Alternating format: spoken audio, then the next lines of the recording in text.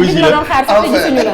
waaye nag waxtu bi la doon xaar rek dafa fekk nag maa ngi jégalu boobu ma nekkoon. non fa nga nekkoon sax bu baax la te jàpp naa waaw ndaxte wax dëgg yàlla jàng nañu fa alxuraan jàng ci xasaay di jàng ci macha allah ci kurus gi. macha allah kurus moom dëgg bi am ndam quoi. borom daal macha allah te moom aussi.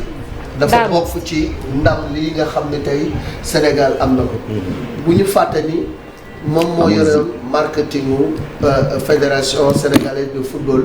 bi ñuy dem ci coupe du monde mooy suñu année bu neex boobu. 2002 donc Pamodzi moom la jiite woon nekk un excellent agent marketing je pense que loolu sax dinañ ci waxtaan bu baax parce que yu mel nii dañ ci war a tirer profit au-delà de l'euphorie au-delà de la victoire. loolu yëpp dañu war a xool naka la ñuy def tey ba ñoŋal ko ba footballu Sénégal gën fi développé parce que ñu ngi ko doon wax sànq il y a une grande industrie autour de cette équipe nationale. il y a une grande économie autour de cette équipe nationale. mais est-ce que tey retombé yëpp mi ngi dugg ci. keesu fédération loolu dina ci waxtaan léegi mais première question bi rek mooy li ñuy laaj ñëpp boobu ba léegi sa sentiment yu njëkk Pape Massata ginnaaw victoire bi muy guléet loo xam ne yàgg nañ koo xaar. li njëkk li ñu war mooy sant yàlla. alhamdulilah parce que depuis 1965 ñu ngi daa xeeg lii génération footballeur bari jaar nañ fi donc dañuy sant yàlla ba pare remercier daal peuple sénégalais bi ci soutien bi union des cœurs bi ak vraiment engouement bi ak ñu galvaniser équipe bi. ndokkeel fédération bi Augustin Senghor jiite ak staffam mais surtout ndokkeel Aliou Cissé ndax man dund naa ak moom CAN 2002. ak mondial 2002 boobu ma seen agent marketing. donc xam naa ne nekk joueur dam ba final dam ba waaj a jot ci yëf yi. jotoo mu rëcc la. donc tey ca Cameroun boobu nga xam ne moo ñu ko xañoon 2002 fa la ñu yàlla dafa leen dem kon nag suñu borom moom nañ ko continuer tàllal suñu loxo rek waaye nag nañ ko dolli sant bu baax a baax a baax. donc kontaan naa trop notre famille ñëpp daal maa ko di wax si turu parce que Lamine Diack yëpp sax. ndax bokk na ci. dernier souhait yi mu amoon. tout le temps da doon nemmeeku équipe bi ak léeg-léeg sax mu woo Aliou Cissé directement wala Augustin ñu jaale si ko waaye ba ñu koy jaale si sama mag ba fa nekkoon Seydou nee na leen nag li góor gi mujjee woon ñaan daal. mooy daal ngeen indil ko ndam bi. waaye nag fekkee woo donc daal. sant yàlla vraiment loolu laa ci mën a wax. pour le moment. ouais parce qu'ils ont joué pour la mémoire de feu Père Lamine Diack. je l'ai dit de feu Jules François Bocandé ak Pape Diouf qui est parti. oui Joseph Koto. Joseph Koto voilà Mamadou Taw. Jules Bocandé donc il y a tout ce beau monde là ñoom ñëpp seen souhait moo doon. gis Sénégal mu gagné Coupe d'Afrique des Nations. mais nañu fàttaliku tamit ñi fi nekk. ñi demoon am na ñu fi fekkoon 65. ak 68 Asmara yu mel ni yoom Yadma Diop. voilà yoom kii nu mu tudd encore kii Camara. Louis Camara. Babacar Louis Camara ñooñu ñu ngi dund ñooñu nag dem ba fekkee ko. vraiment sant yàlla. démb man ñu ma la doon xalaat surtout parce que vraiment lu ne def nañ ko. ils avaient une des plus grandes équipes mais malheureusement yàlla dogal. yàlla tey la ko ren la ko dogal noo ko dundee. man daanaka démb sax dama sol mayo. démb daa fekk naa ba ñu xam nga nag tey. dafa ni yëpp bàyyi laaj rek lañ lay gisee at yu mujj yi. wutal na ma sama démb da ngaa indi bàyyi laaj naa ko yónnee foo jëlee mayo mu la naa la yónnee photo bi donc mayo bi laa dóor sama kër ñëpp kii laa jooy ngi liñ la sol waaye moom laa njëkk sol tey nag tey xas yi rek kurus gi rek ñu nekk di sant rek di togg di bawal di ataaya di bardeel di naan café Touba daf la fa murit léegi nag vraiment amul kenn ku des min daan yéeg bu yéeg gardien yi ñun ñëpp sol mayo xale yi tuuti yi sax alors donc foo de ba ñu ko duggee seetaan leen lu bari ci seen plateau bi doon Mame Fatou Ndoye doon organisé ak Talla Fall ñu koy nuyu sax au passage donc vraiment daal journée bi yëpp kenn la man 9h fekk na ma commencé ak affaire yi donc bu mu amee nag ñëpp daw dem ci rond point yi féete yuuxu ñibbi siwaat ba may woo dem fa na presque 2h du matin jot na. c'était stressant. voilà c'était non parce que nag dañ toogoon ci nen. parce que nag tam ba xaw ko jege parce que man surtout li ma dund Bamako 2002. bi nga xam ne on était vraiment proche on avait vraiment tout était organisé pour que ñu gagné coupe bi. Donc loolu daal moo xawoon na stressant mais nag. parce que bi ñu tegee série de penalty sa xel flashback na tuuti dellu Bamako. tout de suite surtout El Hadj Diouf raté woon. waaw El Hadj Diouf raté woon.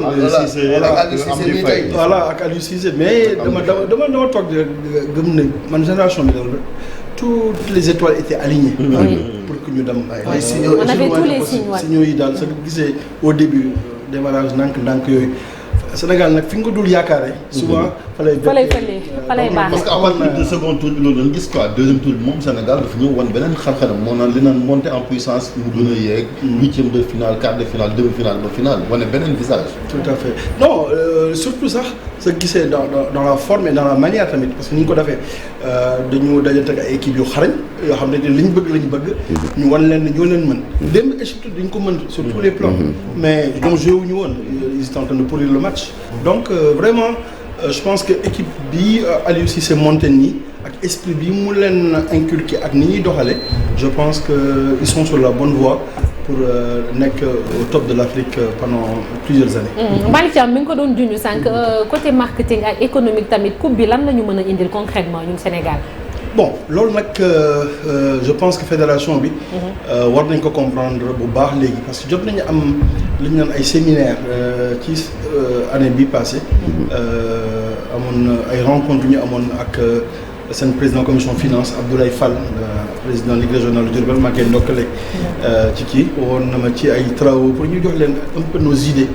mais daal li njëkk moom mooy nañu xam ne lii benn vague la. fii la Qatar 2022 ñooy bañ lu ñu amul rek. ci ñun lay doon.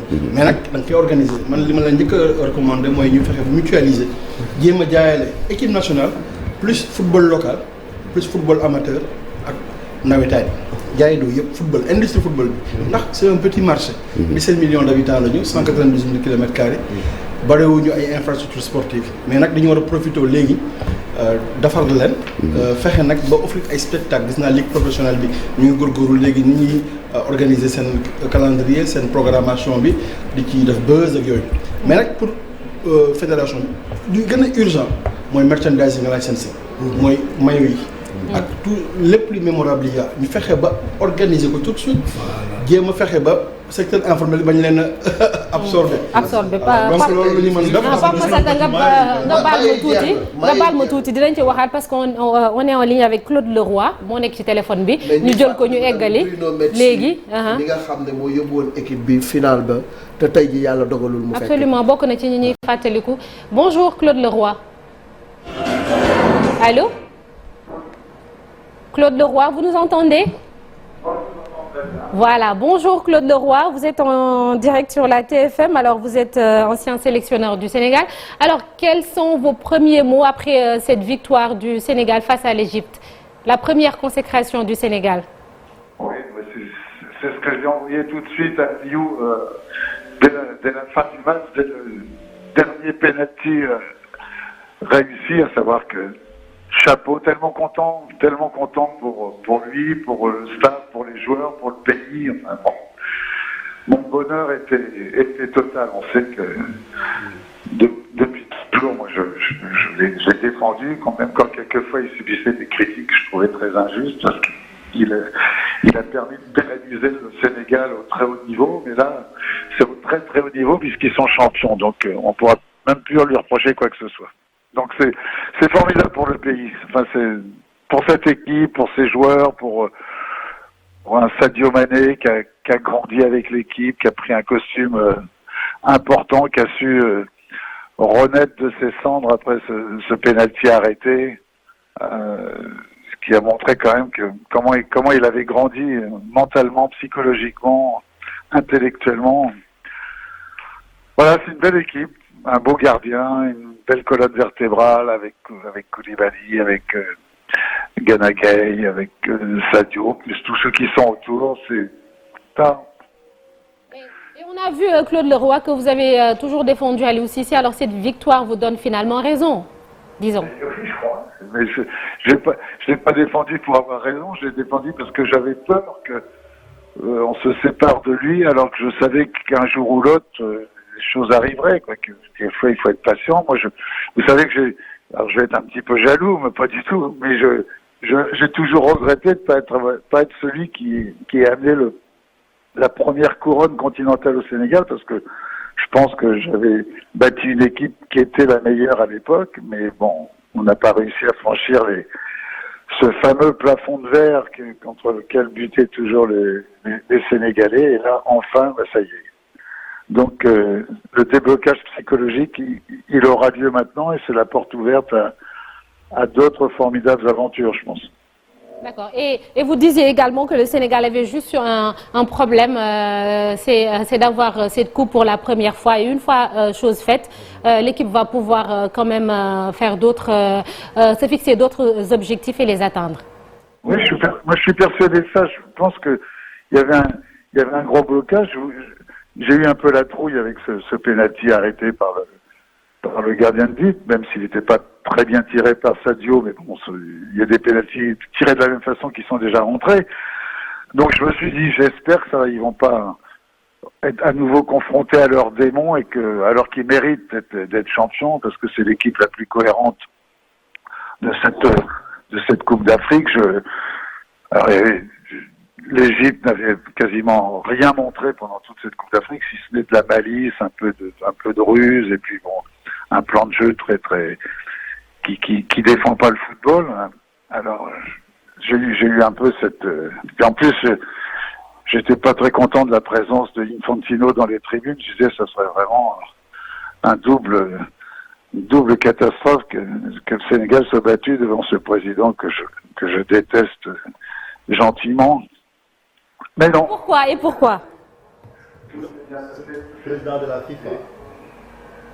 Il doit être là. Parce qu'il a tout fait. Oui, allez-y. Allez-y, Claude Leroy. C'est génial. J'ai mon gendre, mes petits-enfants, Almami et Sohan, qui hier sont partis qui sont tout petits, et Almami avait préparé, normalement il y a une tenue scolaire pour son école, mais il avait préparé son maillot pour aller à l'école. Il a disputé ses parents, ma fille et Fadel, pour leur dire, allez, on part à l'école et tout. On lui a dit, mais non, c'est jour férié. Il n'était pas content parce qu'il voulait partir avec son maillot du Sénégal à l'école pour une fois qu'il n'avait pas la tenue obligatoire. Non, c'est génial. C'est un moment formidable. Faut bien qu'il savoure ça, parce que dans le foot, c'est tellement rare qu'on soit tellement fier du travail qui a été accompli. Donc, chapeau. Maintenant, il faut rebondir là-dessus, construire des terrains d'entraînement partout, s'occuper des championnats de jeunes, former des éducateurs. Voilà, il faut que ça serve, que ce soit pas une sanction finale de quelque chose, mais le début d'une nouvelle aventure. Il faut toujours avoir un temps d'avance, se servir de ça. Mais maintenant, plus personne ne dira, le Sénégal, ça va, taisez-vous, vous n'avez jamais rien gagné en club, en équipe nationale. Le plafond de verre brisé, il n'y a plus de limite. Marcel a une question pour vous, Claude Leroy. Allez-y. Bonjour, oui. Claude Leroy. C'est vous qui avez gagné une Coupe d'Afrique, c'était avec le Cameroun en 88, si je ne me trompe. Comment un groupe peut-il appréhender la suite, justement, au lendemain d'un sacre de ce genre? Il faut pas avoir peur de savourer. Puis c'est vrai que, hélas, tout va très vite dans le foot. Le mois prochain, il y aura à nouveau cette double confrontation avec l'Égypte, mais avec un deuxième match retour à Dakar. Donc ça devrait passer, même si une nouvelle fois, ça va pas être facile. Mais il faut savoir savourer, et puis il faut savoir, je disais, surtout se servir de ça. Pas considérer que c'est une consécration, mais considérer que c'est la porte ouverte à de nouvelles aventures, et puis à permettre la transformation de plein de terrains, de plein de matériel d'entraînement, de plein de ballons, de formation d'éducateurs, ce qui fait que on pérennise des résultats, puis après on pérennise un jeu qu'est le football, parce qu'on met en place vraiment des structures sur le moyen terme et sur le long terme, et il peut y avoir un effet magique à partir d'un titre de champion d'Afrique. Merci. D'habitude, lui, c'est un consultant sur Canal. On ne vous a pas vu hier, en tout cas au poste de commentateur. Où est-ce que vous avez regardé le match et quelle a été votre réaction quand même Sadio Mané a marqué le penalty libérateur? Il fallait que je rentre vendredi, parce que ma femme est gravement malade et il y avait un gros bilan. Il fallait que je reçoive hier, le 5 février, alors que vous imaginez bien que j'aurais dû être là-bas pour la finale, d'autant plus que le jour de la finale était le jour de mon anniversaire. Donc vous imaginez un petit peu à quel point j'étais heureux. Mon anniversaire est le 6 février et j'ai été obligé de rentrer pour des raisons familiales. Oui, oui. En tout cas, merci beaucoup Claude Leroy. Et puis, Madame, j'ai une deuxième question parce que vous avez parlé à votre épouse. Claude, vous avez parlé d'avenir, mais au mois de mars, il y a une double confrontation, encore Sénégal-Égypte. Comment doit-on aborder quand même ces deux rencontres pour aller quand même au Qatar? Aliou, il vient de montrer qu'il n'avait pas besoin de moi pour gagner et pour réussir des grandes performances. Donc, lui est responsable de bien préparer ça. C'est sûr qu'il va falloir se reconcentrer sur ces deux matchs-là qui vont à nouveau être déterminants, quoi. C'est bien évident qu'il faut absolument que le Sénégal, champion d'Afrique, soit à la Coupe du Monde. Bah, tout va jouer selon moi au match aller. Contrairement à ce qu'on pense, on dit match retour, mais c'est au match aller et les Égyptiens, je pense, vont être un petit peu traumatisés par cet échec. On a vu leur attitude à la fin de la rencontre, leur mépris pour cette médaille d'argent qu'ils ont retiré tout de suite de leur coup. C'était assez désagréable comme attitude. Donc il va falloir que les Sénégalais tombent pas dans le piège de la provocation ou de quoi que ce soit au match aller. Ça va être il va falloir qu'ils soient très très costauds mentalement, mais bon, je leur fais confiance. Maintenant, ils ont les acquis avec un titre de champion sur le dos. Ça donne quand même des ailes et ça fait capitaliser encore un peu plus de confiance. Donc, je me fais pas trop de soucis. Merci beaucoup, merci Claude Leroy. Merci d'avoir été avec nous. Et puis, prompt rétablissement à votre épouse. Merci beaucoup. Merci, au revoir. À très bientôt. Merci merci c'était Claude Leroy nekkoon tam sélectionneur bu équipe bu Sénégal dégg nañ ko li mu wax dañuy bàyyi Chérif Pape Massata voilà mi ngi doon développé voilà sànq mi ngi doon wax te eggaliwul pour le football sénégalais. Donc cette victoire aussi est sienne parce que dans l'organisation, dans la méthode et tout, il a beaucoup apporté au football sénégalais et c'est l'un des entraîneurs européens les plus africains. Et même après cela, il a continué à soutenir l'équipe du Sénégal avec les Sénégalais. Les Sénégalais l'aiment beaucoup, il aime beaucoup les Sénégalais et on souhaite prompt rétablissement à son épouse également. Donc on va continuer avec Massata ci li ñu nekkoon surtout ci marketing bi parce que yaa ngi nekkoon fu am solo muy may surtout ñu bañ a bàyyi waaw gis nañu ne informel bi dugg ci. voilà gis nañu ni maillot yi tey li mu emmagasiné maanaam ci wàllu koppar bëri na ku nekk defar na ku ne jaay na maillot yi xamuñ sax fu muy jóge fu ne lay jógee di ñëw alors que loolu tey waroon nañ ko mën a organiser ba nga xam ne Sénégalais bi non seulement dina ci gis boppam mais équipe nationale bu Sénégal dina ci mën a am ay dividendes yu nga xam ne dina renflouer les caisses de la Fédé. non absolument ñun 2002 def nañ ci erreur ba ñuy dem sax waaju nañu ko woon mais ñun ba ñuy dem foogoon nañ ne ñetti match dong la ñuy am dellu si fooguñu woon dañu dem ba quart de finale mais ñëw ba ñu ñëwee dañu jàngat dañoo rencontré ay nit yu secteur informel lu ne leen léegi pour mën a exploiter image Lions yi ak maillot bi da ngeen di jënd droit yi donc moom la ñooy royalty da ngay def ay accord ak secteur informel bi parce que mënu leen ignorer ndax ñoom lu ñu mën a jox ci tasaare ci réew mi ak ci diaspora bi kenn mënu ko mais au moins au niveau des maillots officiels soo gisee Nigéria su ma leen waxee ne seen campagne bii rek foogoon ne mën nañ dem ba final ba jël CAN bi rek jaay nañ ci 10 millions de maillots fédération bi. mais ñun fédération ñaata la ñuy jaayee maillot bi. ñoom fona 40 000 francs lañ koy jaayee. City Sport di ko jaayee 65 000.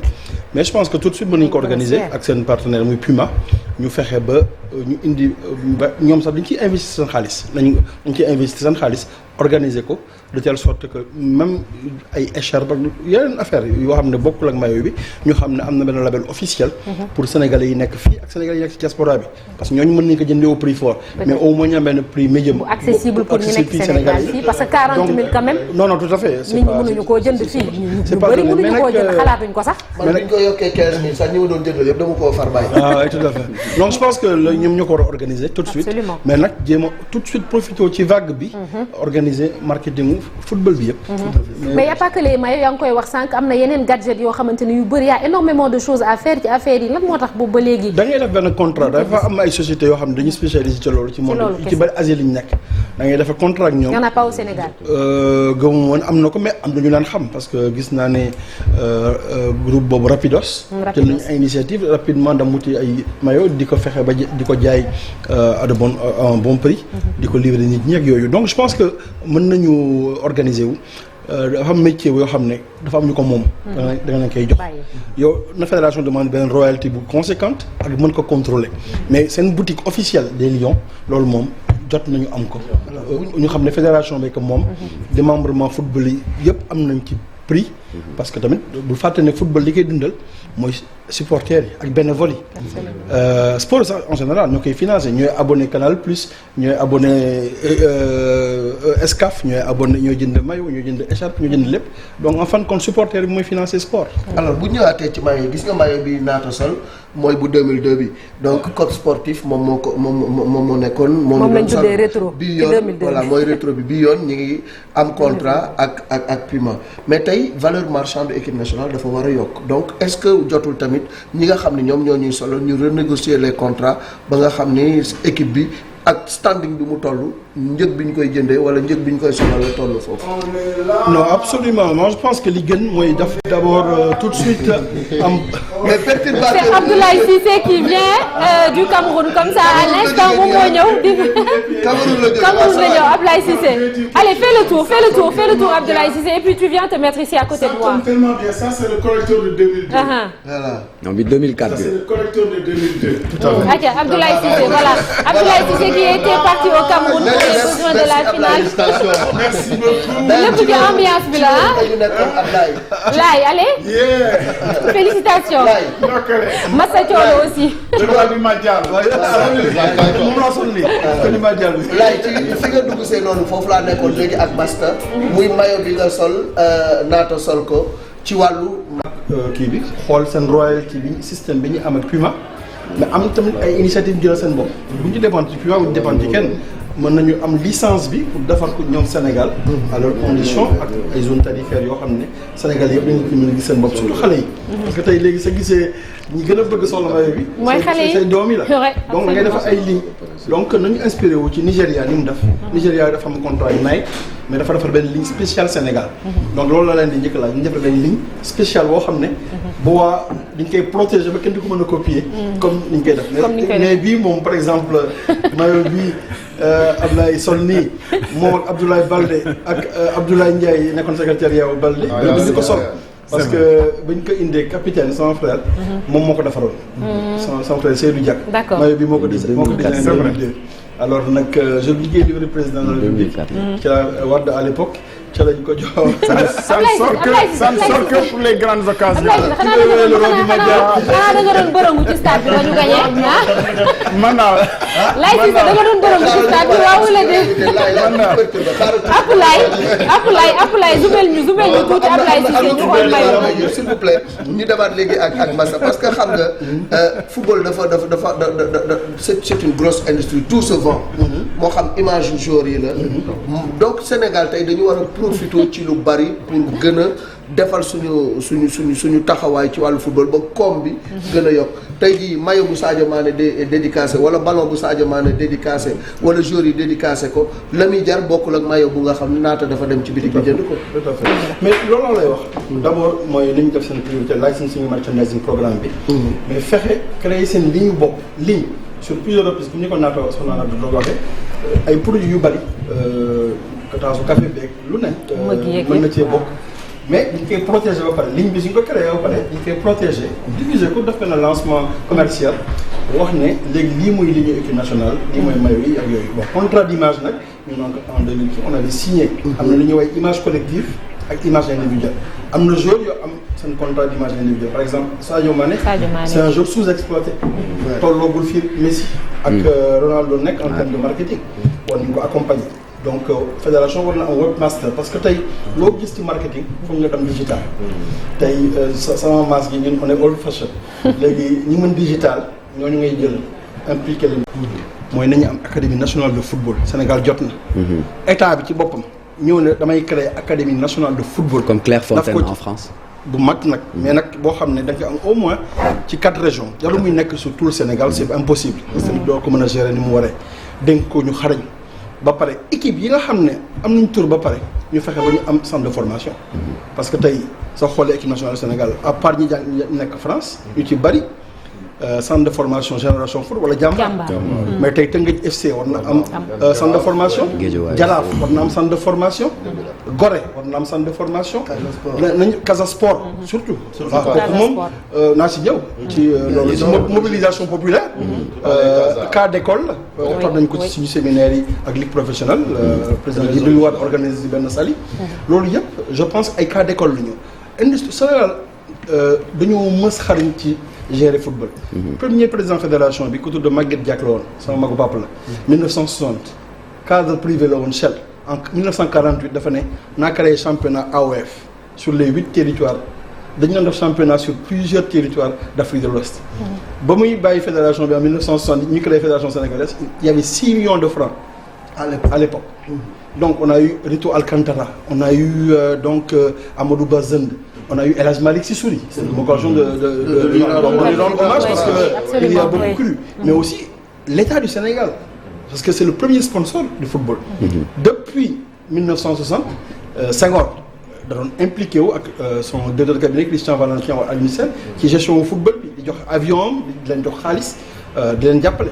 Le président Omar Seck aussi. Président Omar Seck, il faut payer à sa mémoire quelque chose. Mais je pense que l'État du Sénégal est à remercier. C'est le premier sponsor. Mais il faut le traiter comme un sponsor. doo ñëw rek ne ma jox ma xaalis rek ma seet nu ma ko organiser nu ma ko dépenser fay ay prime dugg ci hôtel bu rafet dugg ci avion déedéet. da ngay fexe tamit li nga xam ne mooy mën a suqil sport mu dugal ci loxoom. moo la mën a may ay terrain donc mën na encourager ci gratification cadre bi président war na waa Teungueth FC woo waa Jaraaf ku ci ne na la dakal naa la 5 hectares. fenn pour nga dafa centre de formation am 200 millions wala 300 millions ngi nii plus exonération douanière pour équipement yi ngay dugal. c'est le moment ou jamais c'est le moment de le faire. mais nag na état bi jël responsabilité parce que nag ñoom ñooy premier sponsor de football bi. donc ñu ci mën dugal kenn mënu ko ci dugal. d'ailleurs li nga wax noonu dafa am solo parce que tey bu ñu xoolee on a évalué le budget de la CAN à 5 milliards tey boo ko gagné. Tu as moins. Tu as moins. On parle de 3 milliards. L'investissement 5 milliards. Tu as 3 milliards mais honneur ak tey mbégte mi ñu gis ci askan bi xëy na loolu moom mooy patrimoine bi mais nan la ñuy rentabiliser tey cette CAN. loolu feesalul biir Alaaji Malick. waaw coupe bi nan lañ koy rentabiliser. loolu feesalul biir de mbégte mi rek. léegi am nga plateforme mën a jaay yow. dugal nga 5 milliards de dépenses indi lañ la 3 milliards CAF. mais bul fàtte ne tout de suite tey contrat sponsor bi doon jar 300 millions tey mën na jar 600. mais da ngay xam noo koy négocier. licensing merchandising tey fédération su ci investir doon 300 ou 400 millions de francs CFA mën na ko indil 6 milliards su qualifié fii lekk janvier 2023. vague la. nga def ci loolu mën mais am na tamit Coupe d'Afrique buy ñëw. ñun ñu war défendre suñu titre de champion en Côte d'Ivoire en 2023. donc 2025 ce sera à nos côtés. donc il faut nga def benn programme sur 5 ans. ba pare nag ingrédients yi mu dugal ko.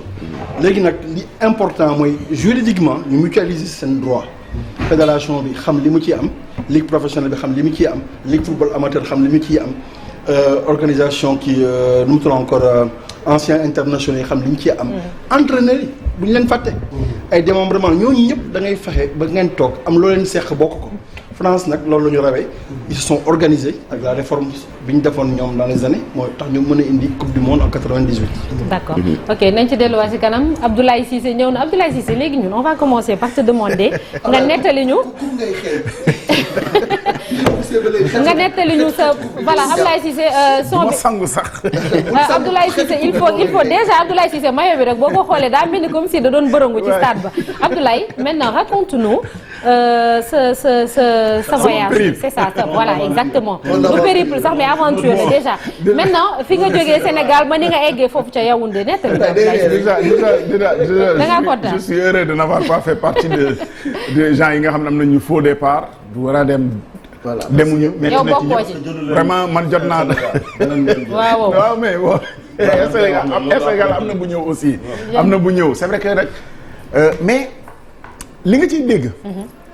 mooy ce trophée-là va rendre possible beaucoup de choses. mais toutes ces frustrations sax dafa mel ni xaw nañu ko fàtte. fi ma waxee sax ce que ça va rendre possible. duñ leen baal nag. déjà boo xoolee pays yi nga xam ne yàgg nañ koo jël. seen supporters ils sont mieux organisés les gens les suivent l'équipe. Sénégal dina commencer nit ñi di voyager di topp équipe bi te yooyu à partir de maintenant lañ koy tabax. nit ñi dinañ jógal seen bopp léegi. di fekki équipe bi. man j'ai pris date Chérif xam naa dañuy dem. demal suñu bopp dem Caire quand même. je pense que waaw jàpp nañ ko de mais. lii moo koy permettre ndax yàlla sa condamné. jóge ci lii nit ñi dinañ commencer parce que gis nga Égypte seetluwuñu woon ñun Égypte ni ñu bëree ci terrain bi. parce que Sénégal xëy na supporters yi bëriwuñu mais communauté camerounaise beeg. africain yi wax jàpp nañ ci ba finalement da nga yaakaar ne ñun ñoo leen ëpp. mais moo njëkk bi ñu dajeeg ñoom aéroport. égyptien. waaw parce que ñoo ñu yëpp a dajandoo aéroport au retour. oui. mon Dieu c'était et puis maillot bu rouge dafa fës. maillot bu rouge dafa fës. maanaam ñoom ñoo leen a muur. voilà non mais bien sûr. Ils étaient beaucoup plus nombreux que oui, c'est 100 millions de personnes. mais loolu li muy wane non mooy li may wax. c'est-à-dire que même bu dee un petit pays en nombre d'habitants. victoire mooy permettre nit ñi di coller à l'équipe ba finalement di jógal seen bopp di voyager. parce que Égypte ni muy demee. Massata xam na loolu nit ñi du état sax mooy organiser nit ñi ñooy jóg. top équipe bi soxlawuñu ku leen organiser. soxlawuñu ku leen wutal vol. il y a des voyages ñooy jóg dem ambiance bi c'était comment le matin ambiance bi c'était comment le matin magnifique en tout cas. état d'esprit bi depuis bi ñu yeggee xam nga nag après la victoire c'est facile à dire. mais dafa mel ni nit ñi seen xel daloon na. dal bi nag mooy avant match xëy na ñoo ci gë waaw vraiment amul woon benn njàqare boo xam ne feeñ na mais loolu affaire de supporter la évidemment bu yàlla defoon leneen nga gis frustration yëpp génn mais lii la yàlla def. mais sénégalais yëpp ko gëmoon ah cette année-ci sénégalais yëpp ko gëmoon. maa ko gëm depuis le début. waaw El Hadj Malick le sorcier. voilà ci ginnaaw bokk maa depuis le début ba ñuy tiit El Hadj bu leen di. bàyyil waa ji ci ginnaaw. non bii dañ ci match bu ne man leen ñooy gagné. non bii dañ cee jekkoon.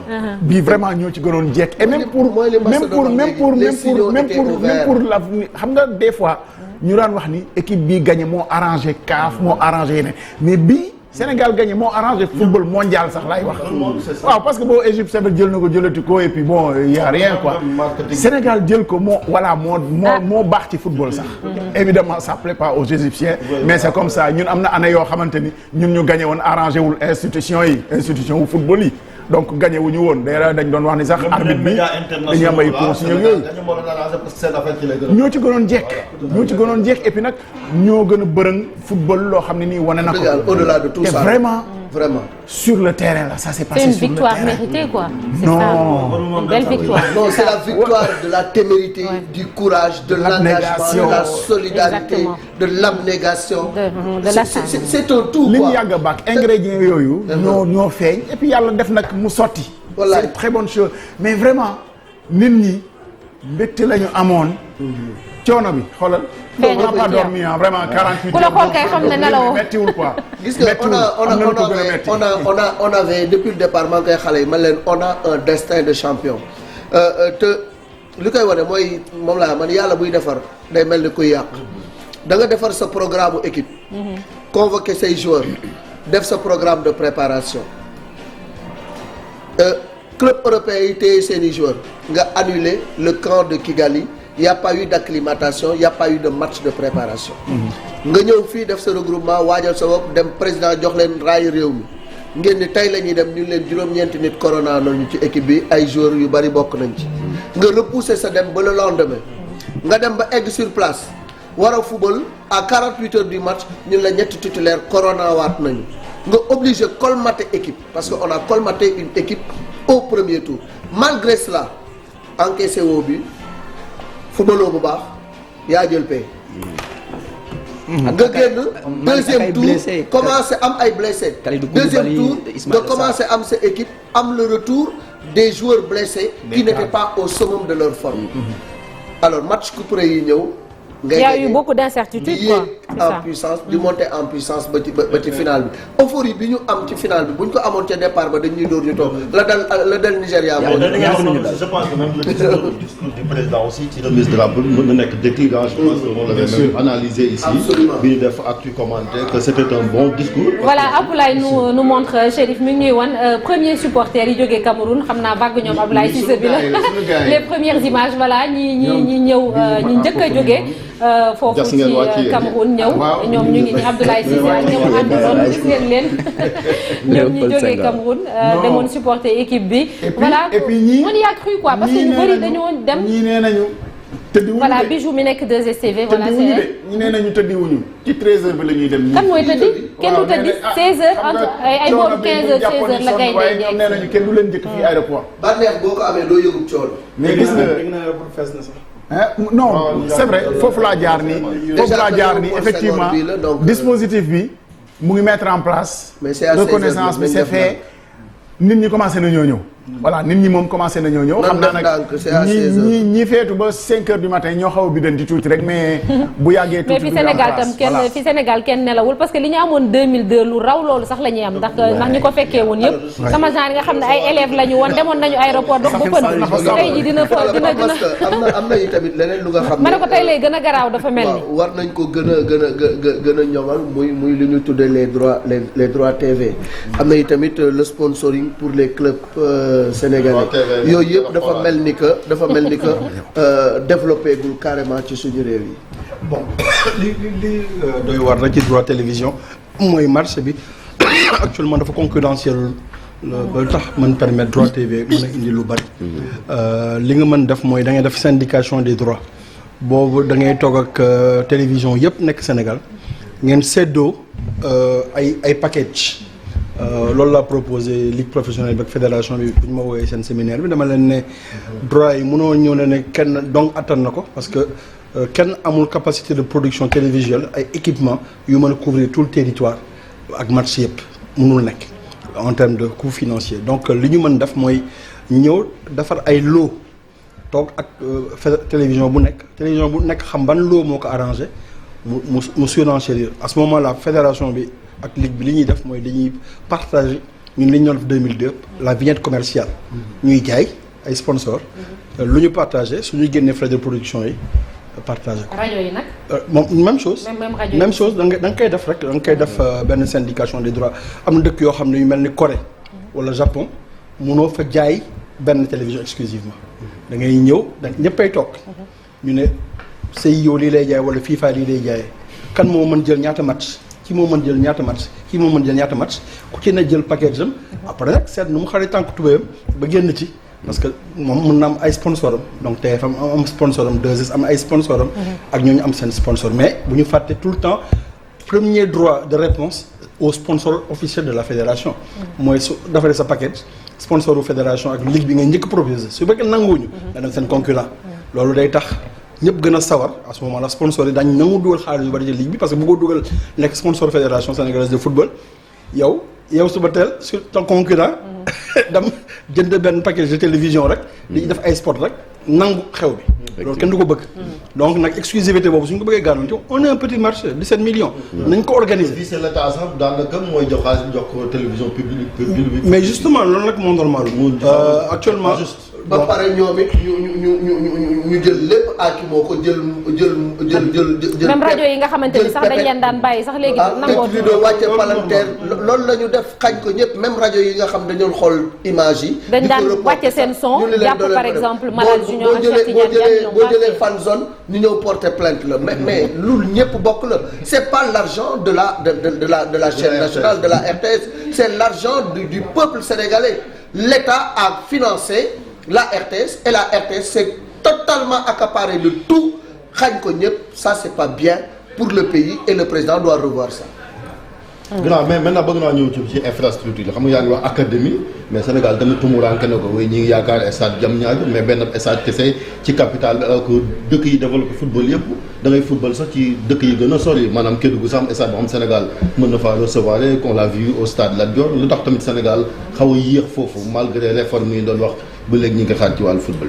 bon infrastructure yi li gën a important tout de suite tey mooy fexe ba ñu xam kan moo koy moom ak kan moo koy maintenir kan moo koy gérer comme léegi dafa am acte 3 décentralisation léegi communes yi ak conseil départementaux yi am na rôle bu ñuy jouer man ci séminaire yi ñu organisé woon ANPS organisé na benn ligue professionnelle dama leen ne da ngeen di woo SOGIP nga xam ne démembrement état bi mooy gérer infrastructure ba Diamniadio mu toog fédération léegi stade yi ñu daf ko sous le coup d'une société de patrimoine société de patrimoine mooy li xewoon ci ndox bi Abdou Diouf en 98 bu muy privatisé 93 bu muy privatisé SONES dafa créé société de patrimoine ak société de gestion ñu def benn appel d'offre indi benn partenaire extérieur bu mën a gérer affaire yi ñu fanaa groupe Bouygues la woon mu créé benn société ak ay sénégalais bon ñu gérer ko même chose ngay def da ngay def benn société de patrimoine boo xam ne day dem au nom de l'État mais léegi nag voilà exactement léegi société de patrimoine boobu mooy dem wuti ay fonds tey wuti fonds pour defar infrastructure lu yomb la sa demee Mubadala Abu Dhabi am ko sa demee Mumtalakat Bahreïn am ko sa demee QSI Qatar am ko Temasek Singapour am ko am na fu bari foo mën dem ñu financer loolu parce que xam nañu sport day dox mais bu boobaa dañ koy gérer gestion comme ni ñuy gérer infrastructure privée mais état bi da ci dugal loxoom comme ni muy duggee loxoom ci société de patrimoine bu mel ni SONES donc loolu daal la recommandé ci waxtaan boobu ne nañu xool yan priorité du fépp lañ ko mën def nag damay dégg naan ay région bu nekk noonu loolu mënul nekk nañu def au moins 6 régions yoo xam ne wóor na la suñ ci xewlee ñëpp mën nañu fa yegg si dans de bonnes conditions peut-être ñu accessible mais lu mel ni Matam ak ay Kédougou loolu mën nañu leen defal seen bopp seen yëngu bopp mais am na région boo xam ne tey c'est très central mais laaluñu ko mooy Diourbel Diourbel c'est le cœur du Sénégal sa jëlee Diourbel ak Kaffrine ñaari région yooyu loo fa mën a tabax région yëpp dañu mën yegg si ci jàmm ak salaam donc Ndar tamit nga ber ko pour tout le nord Ziguinchor nga ber ko bu ci ne da au moins 6 yu am les normes FIFA ak CAF mais gestion bi dañuy boole SOGIP comité olympique sénégalais fédération sénégalaise de football ligue professionnelle de football conseil départemental ak mairie dëkk bi mu nekk 6 yooyu nekk ci conseil d'administration bi ñu am ay grilles tarifaires meeting ñaata lay su bëggee louer pour meeting nii lay jar soo bëggee match lii lay jar soo bëggee concert lii lay jar gestion bi day leer en moins de 7 ans mën nga rembourser bor yi mën nga moom sa infrastructure mën nga ko gérer dans de très bonnes conditions et je pense que Gallo Ba est un homme très compétent gis na liggéey bu baax bu ñuy def au niveau de la société juste que mën na toog ak Augustin Senghor Marcel c'était pour ñuy dem benn page de oui c'était pour rester dans l'optique ci stade yooyu noonu est-ce que naming bi aussi c'est pas une solution naming bi benn droit commercial la bu possible immédiatement suñ ko tabaxee ba pare comme ni ñu defee Alliance Arena def Emirates Stadium waaw loolu droit bu ñu mën a jaay la boobu da ngay calculer sa budget maintenance parce que li gën a metti ci état bi souvent mooy tabax yomb na leen mais maintenance mooy problème léegi noo koy jaayee da ngay jël contrat de maintenance bi xool ñaata lay jar lépp xool tamit lépp luy xam ne dépense récurrente la yoo xam ne da nga ko war a changer da nga war a changer lampe yi am na yoo xam ne day détérioré wu lépp loo war amortir nga def ko ci budget bi loolu ngay dem jaay de ce fait état bi dootu dugal xaalisam maintenance bi plus tout ce qui est investissement danañ ko mën a gérer bon fonctionnement sax état bi mën na ci jàpp ba tey parce que souvent day ay fonctionnaires la ñuy teg foofu souvent mais tamit mën nañu xool am management de qualité bu mën a gérer loolu mais en tout cas naming rights bokk na ci li tax mën nañ di xaalis waaw tout d'accord alors dañuy dem seetaan benn page de pub ñu dellusiwaat léegi ci édition spéciale Info Matin spéciale tey CAN 2022 ak Sénégal ndam lim ci am page de pub ñu dellusiwaat